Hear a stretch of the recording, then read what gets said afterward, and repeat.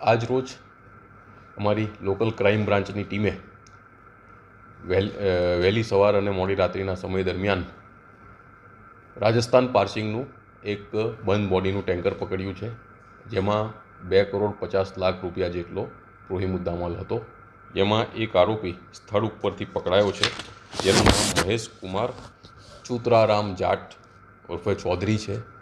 આ આરોપીએ હરિયાણાના હિસાર અને સિકરની વચ્ચેની જગ્યા ઉપરથી આ પ્રોહિબિશનનો માલ ભર્યો હતો અને આ માલ ભરાવનાર વ્યક્તિ અનિલ સન ઓફ જગદીશ પ્રસાદ પંડ્યા નામનો વ્યક્તિ હતો.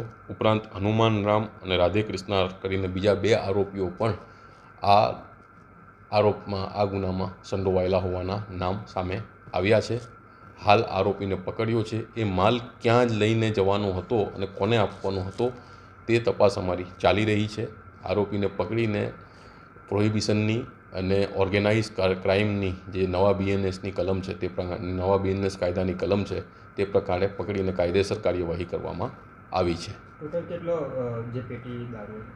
ટોટલ 1560 જેટલી કુલ લગભગ પેટીઓ દારૂ અને લગભગ 28,800 જેટલી બોટલોના અલગ અલગ બ્રાન્ડના આ દારૂ ટોટલ પકડવામાં આવેલ છે.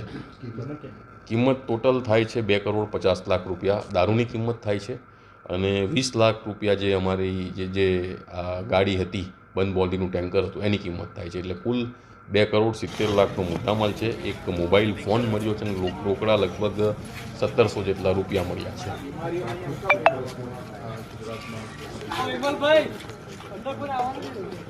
પ્રાથમિક પૂછપરછમાં એ ક્યાંથી લાવ્યો હતો એ જ માહિતી હજુ સુધી બહાર આવી છે. કેમ કે ક્યાં લઈ જવાનો તો આપણે રનિંગ રેડ કરી છે.